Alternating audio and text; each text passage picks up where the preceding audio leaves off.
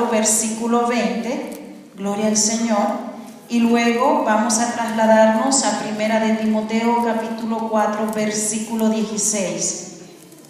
Y la palabra del Señor, cuando todos lo tengan, la vamos a leer honrando al Padre, al Hijo y al Espíritu Santo de Dios.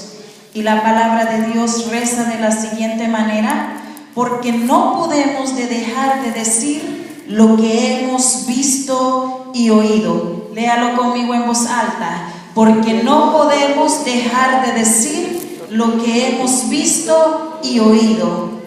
Primera de Timoteo, capítulo 4, versículo 16.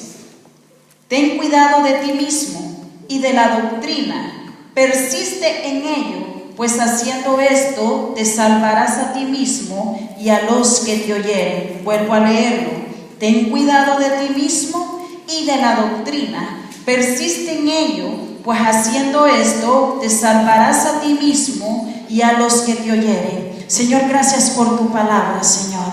Ahora me pongo en tus manos, Señor, para que a través de mis labios hables a tu pueblo, Dios. Oh Espíritu Santo, oh, libera los aires en este lugar, Señor, con tu presencia, Dios. Que solamente tu Espíritu se pasee en medio de cada uno de nosotros, Señor. Oh, pon los corazones sensibles a tu palabra, Señor. Oh, los corazones que estén abiertos, Señor, para escuchar tu consejo. Ahora nos sentamos a la mesa, Señor, para disfrutar, Señor, el pan que tú tienes preparado para nosotros. Habla a nuestro interior, habla a nuestros pensamientos, habla a lo profundo del corazón, y que esta palabra que hoy, Señor, sea transmitida a nuestros corazones para ponerla por obra y para honrar tu nombre. En el nombre de Jesús, amén y amén. Iglesia, testifica la verdad en tiempos difíciles. Iglesia, testifica la verdad en estos tiempos difíciles. En una ocasión alguien preguntó: ¿qué es la verdad? Fue una pregunta que Pilato hizo cuando Jesús fue conducido hasta él por los judíos, para que le juzgaran y dieran orden de muerte a nuestro Señor Jesucristo. Eso lo encontramos en Juan capítulo 18, versículo 37 al 38. Le dijo entonces Pilato: ¿eres tú rey?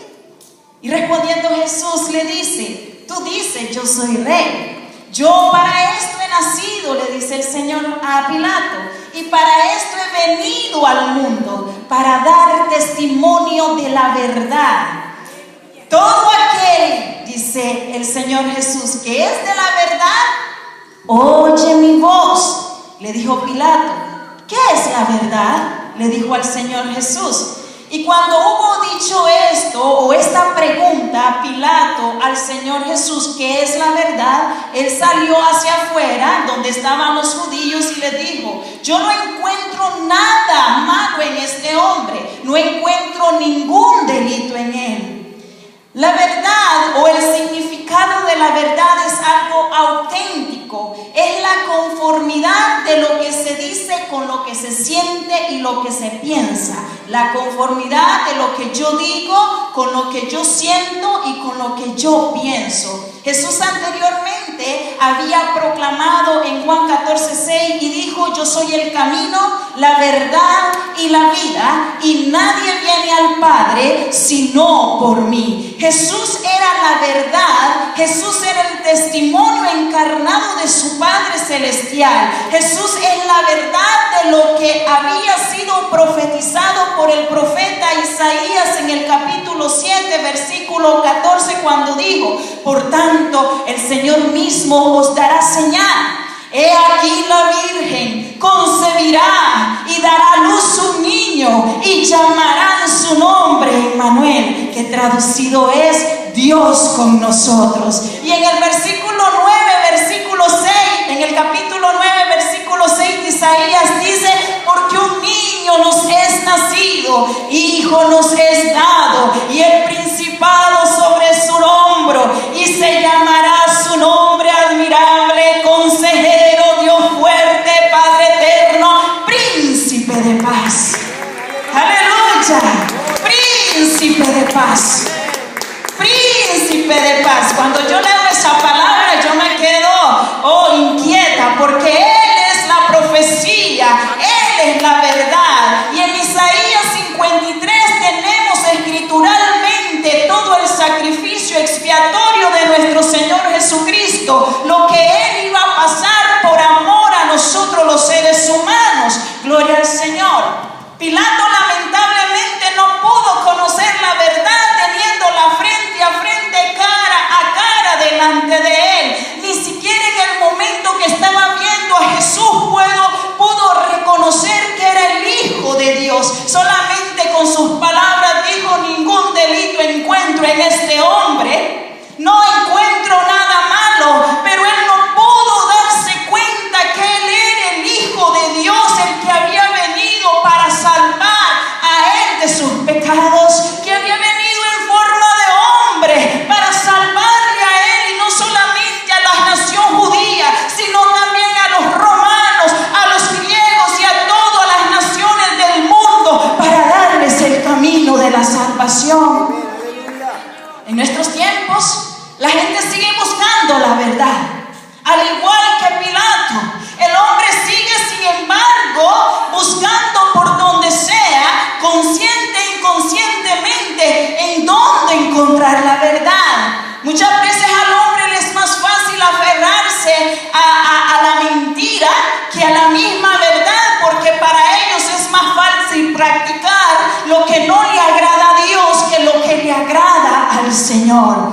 En este mundo lleno de mentiras, nosotros los cristianos, los que hemos conocido la verdad, tenemos el deber, tenemos la obligación, tenemos la responsabilidad, tenemos el compromiso de reconocerla donde quiera que vayamos, esta verdad infalible, de defenderla donde quiera que vayamos y de predicarla a donde quiera que vayamos, a tiempo y fuera de tiempo, a tiempo y fuera de tiempo. La verdad del Evangelio es el ancla del cristiano, y en medio de las turbulencias en donde se apoyan leyes en contra de lo que ya ha sido establecido por Dios, y en donde a lo bueno se le llama malo y a lo malo se le llama bueno, debemos nosotros como cristianos pararnos firmes y llamar por su nombre las cosas, porque hay de aquellos, dice la Biblia, que conociendo la verdad se opongan una venda para agradar a los hombres.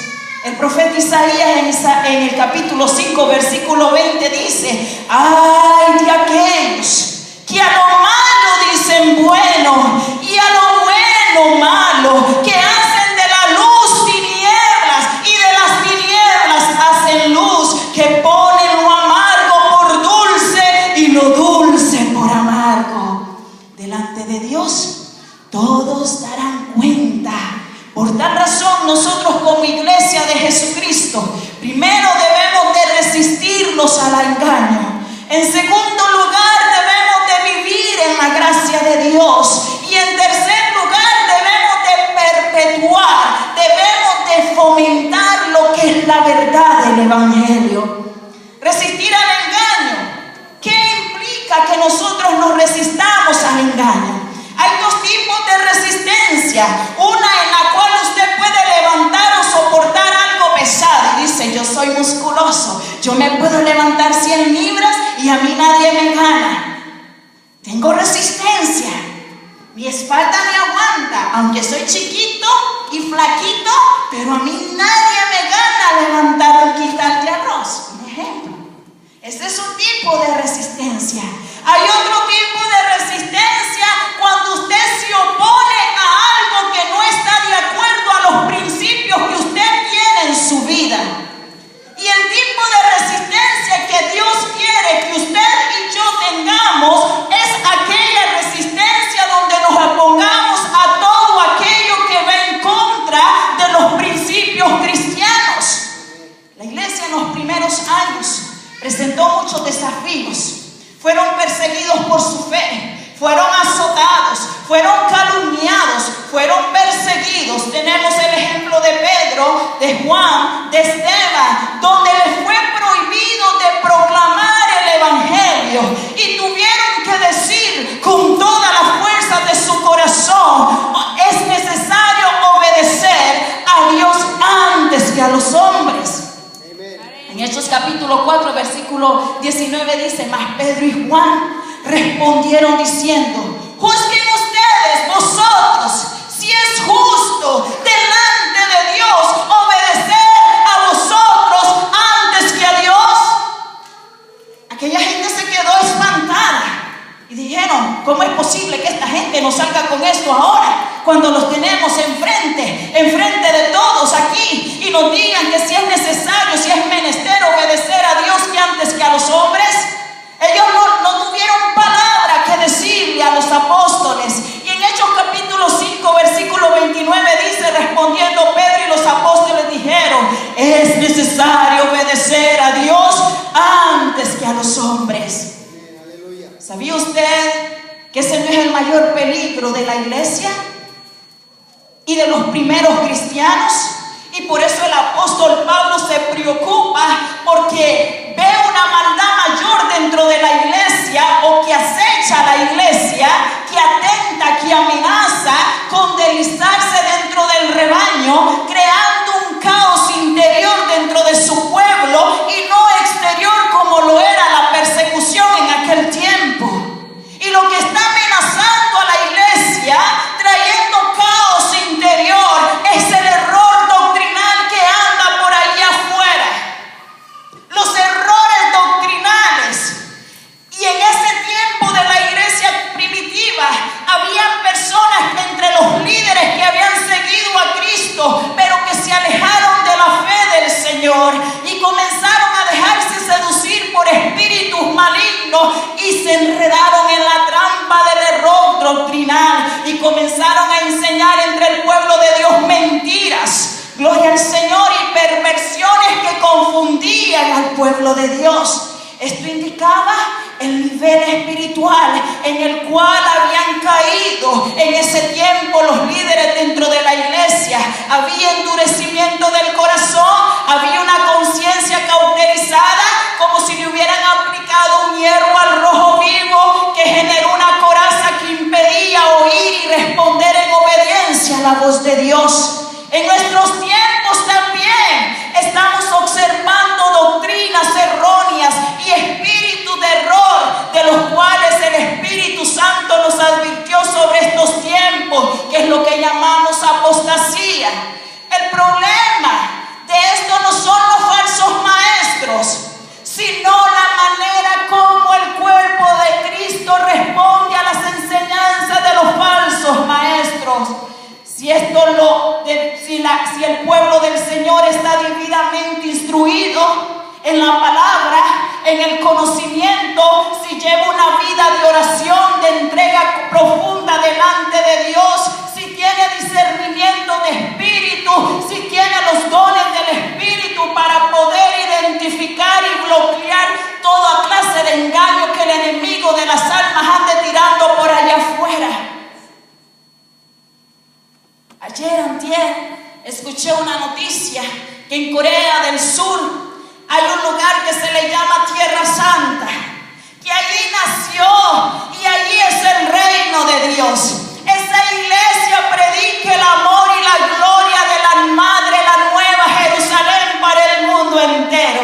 Creen que Jesús ha regresado a la tierra. Gritan: te amamos, te amamos, te amamos. Eso es lo que dicen: we love you, we love you, we love you. Aleluya. Aparición de Cristo en su segunda venida por medio de un señor llamado Asanjón.